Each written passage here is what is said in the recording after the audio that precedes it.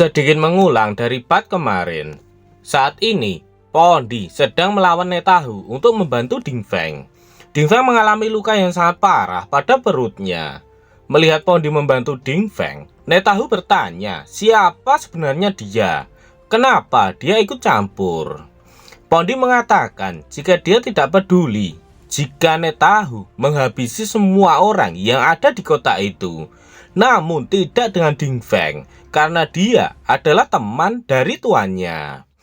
Mendengar kata tuan, Ding Feng berpikir apakah Yongqing yang telah mengirim Pondi untuk menyelamatkan dirinya. Jika itu benar, berarti Yongqing telah merekrut minion baru. Kemudian Ding Feng memperingatkan Pondi agar berhati-hati karena lawannya cukup kuat.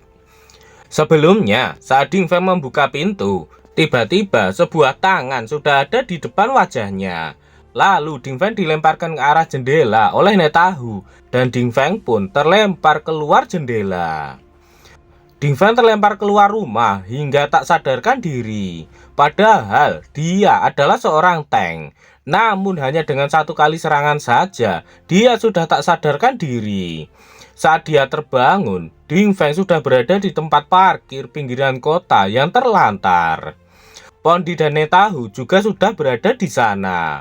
Mereka sudah siap untuk bertarung. Namun, dengan kecepatannya, Netahu tiba-tiba menghilang dari pandangan Pondi yang membuat Pondi sangat terkejut. Tak lama kemudian, Netahu muncul di hadapan Pondi dan langsung memukul perut Pondi dan melemparkannya. Pondi tak menyangka kecepatan Netahu jauh lebih cepat daripada kecepatan Yongqing. Pondi benar-benar terlempar ke belakang dengan sangat kuat. Kemudian Netahu mengarahkan tangannya ke arah Pondi, dan di belakang Pondi, tepatnya di tembok, muncul sebuah pisau angin di sana. Pondi terlempar ke arah pisau angin itu. Tentu saja Pondi akan tertancap di sana. Pondi mencoba menyeimbangkan tubuhnya untuk menghentikan dirinya agar tidak menabrak tembok. Karena kuatnya dia terlempar, itu pun tak cukup untuk menghentikannya. Pondi pun melihat ke belakang dan dia menyadari ada sesuatu yang menancap di tembok. Namun sebelum tubuhnya benar-benar tertancap, Pondi menghentakkan kakinya ke lantai dan melompat ke atas. Netahu sangat terkejut. Dalam hati Netahu, dia benar-benar tidak terkena. Apakah dia benar-benar bisa melihat pisau tak terlihatku? Pondi saat ini terbang di samping pisau tak terlihat yang dibuat oleh Netahu. Sebenarnya, Pondi tidak bisa melihat apapun yang ada di tembok itu. Namun, dia bisa merasakan sedikit fluktuasi mana di sana. Apalagi sebelumnya, Netahu mengucapkan mantra dan mengarahkannya ke arah sana. Dan dengan itu, pasti Netahu melakukan sesuatu di sana. Setelah mengetahuinya, Pondi kali ini akan lebih berhati-hati lagi. Sebelumnya, Pondi pernah dikelabui oleh Yongqing saat Yongqing bersembunyi di lubang tanah yang dia buat. Lagi-lagi, saat Pondi sedang berpikir, tangan Netahu sudah mengepal di depan wajah Pondi. Namun kali ini, refleks Pondi jauh lebih cepat dari sebelumnya. Dia berhasil menghindari pukulan itu dan pukulan Netahu itu pun membentur ke tembok hingga menghancurkannya. Tak cukup sampai di situ saja. Dengan gerakan memutar, Netahu mengayunkan kakinya ke arah Pondi yang tak sempat dihindari oleh Pondi hingga kepalanya terkena tendangan kaki kanan milik Netahu. Pondi pun beberapa kali membentur ke tanah. Namun, saat hampir mencapai salah satu tiang di sana, ada pisau tak terlihat lagi yang muncul dari tiang itu yang siap memotong Pondi jika melewatinya.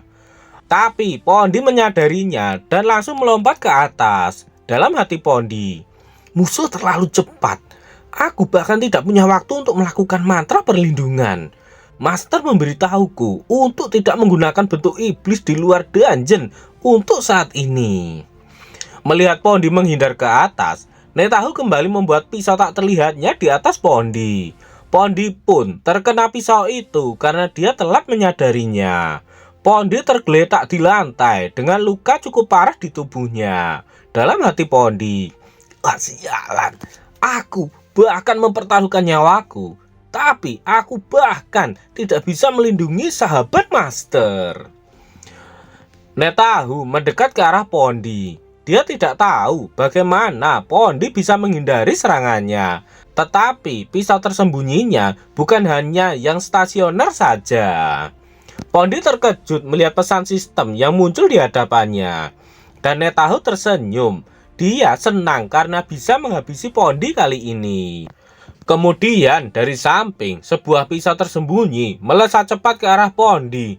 Namun dari tubuh Pondi muncul aura hitam kemerahan yang menyeramkan. Pondi meminta maaf karena dia telah gagal memenuhi harapan dari tuannya. Namun Netahu dibuat kebingungan ketika mendapati Pondi menghilang dari sana. Setelah melihat ke arah lain, Netahu terkejut karena ada orang lain yang datang menyelamatkan mereka berdua. Dalam hati Netahu, "Apa kamu bercanda? Mataku yang terkenal dengan kecepatannya bahkan tak bisa mengikuti gerakannya." Yongking melihat keadaan Ding Feng yang menyedihkan. Dia tak menyangka bahwa seorang tank seperti Ding Feng bisa dibuat sampai seperti itu. Walaupun keadaan seperti itu, Ding Feng mengatakan bahwa dia baik-baik saja. Semua itu berkat Pondi yang membantunya sehingga dia tidak dihabisi oleh Netahu. Netahu menyadari bahwa Yongking adalah target berikutnya dari Yang Sang. Netahu tak menyangka bahwa Yongking justru datang sendiri kepadanya. Namun Yongking menyuruh Netahu untuk diam. Sebab ini bukan gilirannya untuk berbicara. Netahu terkejut karena Yongking berani mengatakan itu padanya. Sebelum bertarung dengan Netahu, Yongking menyuruh Pondi untuk membawanya menjauh dari sana. Dan dia akan segera menyembuhkan mereka berdua ketika dia sudah menyelesaikan urusannya dengan Netahu. Pondi pun melaksanakan perintah dari Yongking dan langsung pergi membawa Ding Feng dari sana. Namun di belakang Yongking tanpa aba-aba, Netahu sudah berlari ke arah Yongking dan bersiap memukulnya. Tetapi sebelum Netahu menyerangkan tangannya ke tubuh Yongking, Yongking lebih dahulu memukul wajah Netahu sehingga tubuhnya terlempar jauh dan membentur ke tembok dengan keras. Yongking mengatakan jika ini bukan gilirannya untuk berbicara. Walaupun terluka, namun Netahu masih bisa bangun. Tapi luka yang dialami oleh Netahu tidak main-main. Dia mengalami luka dalam yang membuat dirinya muntah cairan merah dari dalam mulutnya. Dalam hati Netahu, Siapa sebenarnya orang ini? Bahkan jika dia memalsukan levelnya saat pendaftaran, aku tahu semua pemain kuat di daerah ini. Namun aku belum pernah melihat orang ini sebelumnya. Sepertinya aku harus serius. Yongking mengangkat salah satu kakinya. Dan dalam waktu sepersekian detik saja, Yongking telah berada di sebelah Netahu. Tentu saja ini membuat Netahu sangat terkejut melihat betapa cepatnya gerakan Yongking. Namun Netahu justru tersenyum jahat.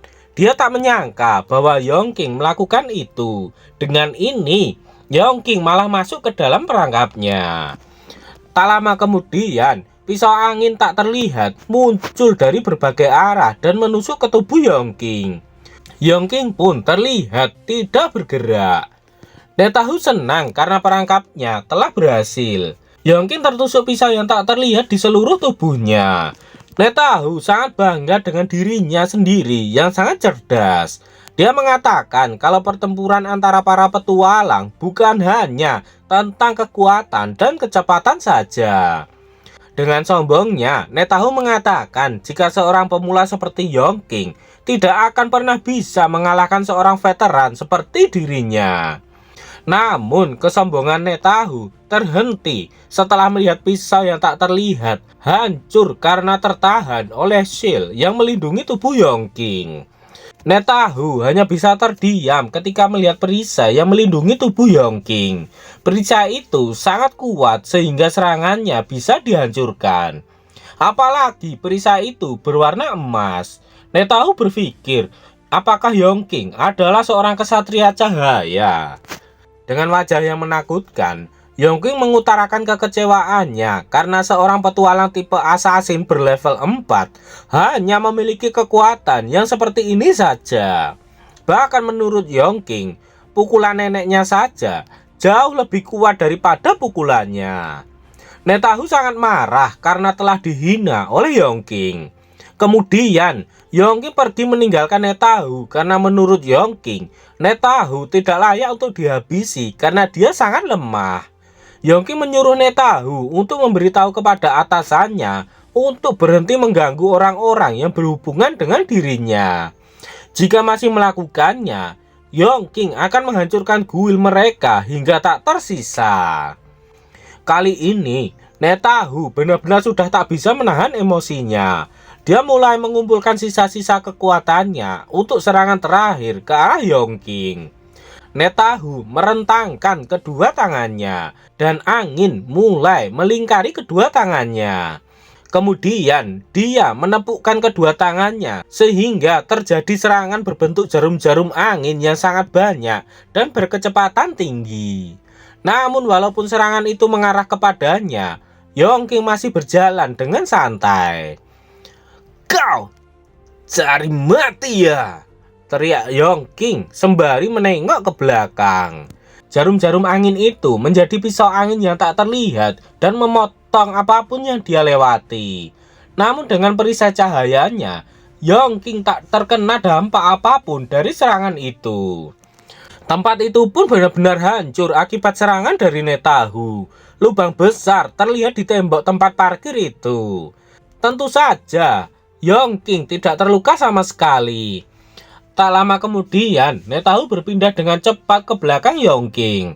Dia saat ini sudah membawa pedangnya untuk menyerang Yongking. Tentu saja, Yongking menyadarinya dan langsung melihat ke belakang. Netahu yakin jika memang pisau tak terlihatnya tak bisa menghancurkan pertahanan Yongking, maka pedang merahnya itu akan bisa melakukannya.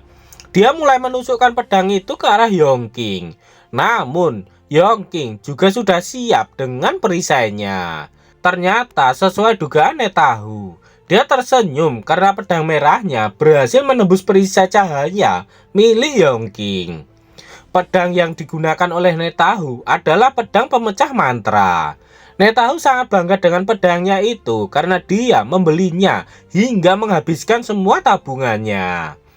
Netahu menghina perisai Yongking yang tidak hebat. Namun Yongking membantahnya. Selain perisai cahayanya, Yongking juga melapisi tubuhnya dengan perisai api nerakanya. Dan akibat bersentuhan dengan perisai api neraka Yongking, pedang kebanggaan Netahu perlahan mulai retak dan hancur.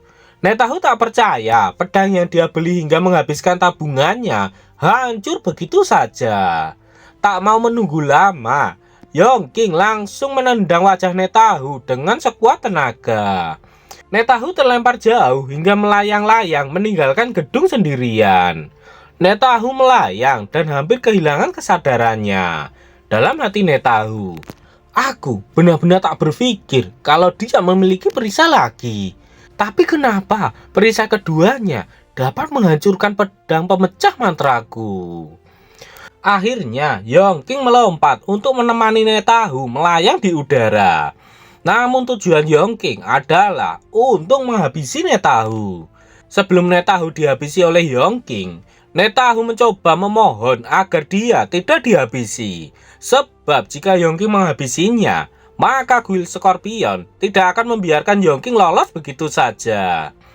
Namun, Yongking tak takut dengan ancaman dari Netahu. Sebab guild Scorpion memang sudah mengirim Netahu untuk menghabisi dirinya. Netahu ketakutan ketika melihat api yang dikeluarkan oleh Yongking. Yongking menendang Netahu dengan kaki yang diselimuti oleh api neraka. Kekuatan tendangan Yongking kali ini tidak main-main. Netahu terlempar jauh ke arah gunung dan menghantam gunung hingga menyebabkan ledakan yang sangat dahsyat. Tak sampai di situ saja, setelah membentur gunung dengan sangat keras, tubuh Netahu masih terbakar oleh api neraka. Pondi dan Ding Feng melihat pertempuran Yongking dari jarak jauh. Pondi bangga dengan tuannya karena hanya dalam waktu yang singkat, Yongking telah berhasil menguasai skill miliknya. Ding Feng menambahkan bahwa Yongking telah menggabungkan skill milik Pondi dengan skill miliknya, sehingga meningkatkannya ke tingkat yang lebih tinggi. Pondi tersenyum jahat. Dia mengatakan jika dengan serangan dan pertahanan yang sama, tingkat yang lebih tinggi akan menimbulkan lebih tinggi banyak kerusakan. Pondi tidak tahu cara Yongking melakukan hal itu, tapi dia sangat bangga telah mengikuti tuan yang sangat menjanjikan. Panel kembali ke tempat Yongking. Yongking mendekat ke tempat mayat Netahu yang masih terbakar. Kemudian Yongking melihat panel sistemnya. Di sana terlihat Netahu sudah menjadi abu. Yongking tahu jika aliansi petualang melarang keras menghabisi sesama petualang. Namun dengan menghabisi Netahu saja, dia mendapatkan 250 poin ESP. Jadi menurut Yongking, mendapatkan poin ESP dengan cara menghabisi sesama petualang jauh lebih mudah dibandingkan dengan grinding di dalam dungeon. Selama ini, Yongking selalu fokus pada penyembuhan dan tak pernah bertarung melawan siapapun, apalagi menghabisi seseorang. Dan ternyata menghabisi petualang dengan level yang sama dengan monster akan memberikan poin ESP yang sama dengan monster level elite. Itulah yang baru saja diketahui oleh Yongking, yaitu menghabisi seorang petualang juga akan mendapatkan poin ESP. Panel berpindah ke dalam sebuah dungeon. Terlihat seseorang yang mengenakan topeng mengangkat tangannya yang menandakan dia sudah menyerah dan ingin diampuni. Namun lawannya tak peduli dan langsung membelah orang itu menjadi dua. Setelah menghabisi orang bertopeng itu, pria kribo mendapatkan tambahan 50 ESP. Pria ini adalah Susin. Dia adalah petualang elit berlevel 6 dari Zoo Scorpion. Susin tidak sengaja memotongnya menjadi dua. Dia bosan karena semua ini berakhir begitu cepat tanpa ada perlawanan yang berarti. Tiba-tiba dari belakang ada yang mengatakan jika Susin telah benar-benar bekerja keras untuk naik level. Ternyata yang datang adalah Zutong. Susin bertanya apa yang membawa Zutong hingga dia masuk ke dalam dungeon. Susin pikir Zutong tidak tertarik untuk naik level. Zutong mengatakan jika dia tidak tertarik untuk naik level. Dia hanya ingin tahu kenapa Susin selalu menutupi wajah mereka setelah menghabisi mereka. Zutong berpikir apakah Susin takut mengalami mimpi buruk dan melihat wajah mereka di dalam mimpinya. Susin tersenyum kecil. Dia menjelaskan tujuannya menutupi wajah mereka. Itu semua agar Susin bisa fokus sepenuhnya pada mata mereka. Setelah itu, Susin bisa menyaksikan cahaya kehidupan mereka memudar dari mata mereka sedikit demi sedikit. Itulah hal yang membuatnya sangat bahagia di dunia ini. Setelah selesai basa-basinya, Susin menanyakan apa tujuan Zutong datang ke sana. Dia yakin kalau Zutong datang tidak hanya untuk persaudaraan saja. Zutong mengatakan agar Susin tidak usah terlalu dingin. Zutong menjelaskan jika dia di sini untuk memberikan Susin sebuah poin ESP. Zutong mempertanyakan apakah benar Susin tidak sengaja menghabisi petualang untuk naik level. Zutong juga menjelaskan jika orang ini berada di level 5. Seharusnya akan memberikan poin ESP yang lebih banyak daripada orang-orang berlevel 3 yang ada di sana.